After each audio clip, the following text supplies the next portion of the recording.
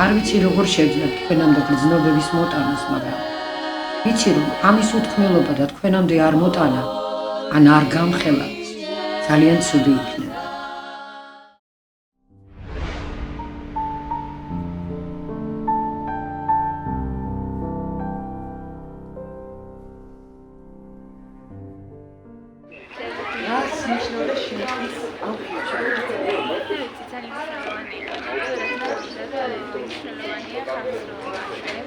ესე იგი, მოკლედ, ჩემო კარგებო, ეს ადამიანები არიან ჩემი ფილმის გმირები. ძალიან მიყვარს, აი უზომოდ მიყვარს ეს ხალხი და იმიტომ რომ ჩემი ფილმის ერთი წარმატების თუნდაც თითოეული გმირი არის ეს ადამიანი, ვინც იმ ფილმში იყო და აი იმ ფილმის გადაღების შემდეგ იყო იმაზე საუბარი, რომ მე ჩემი ტელევიზია გადმომეტანა აქ და სატელევიზიო სკოლა გამეკეთებინა აქ და მე რაღაც პირობების გამო შეიცვალა, იმიტომ რომ ცხოვრებაში ბევრი რაღაც შეიცვალა და რაღაც კონდა ეს ამბავი შეიცვალა და დაისვა წერტილი, თუმცა ცირა კიდევ ვფიქრობ მაგაზე, რომ ეს ვარ გავაკეთე.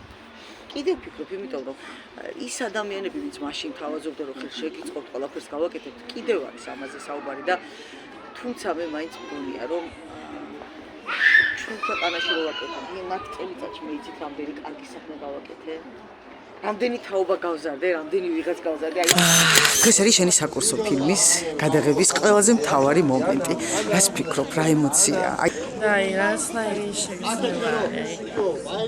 ვერაუხსნამ შეგრძნება, რომ ბარსელონაში ვარ და საქართველოს საპატრიარქოს წმინდა ნინოს სახელობის ეკლესია არის და ეკლესია.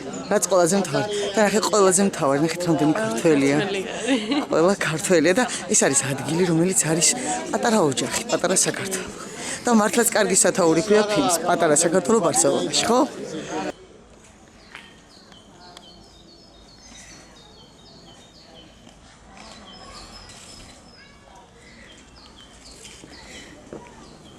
დილამშვიდობისა, სად მოვედით გურანთა?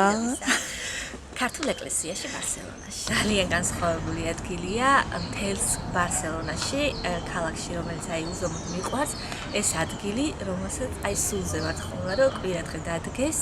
ყველა ქართველი დარწმუნებული ვარ, რომ აქ მოვიდეს, იმიტომ რომ საოცარი გარემო, საოცარი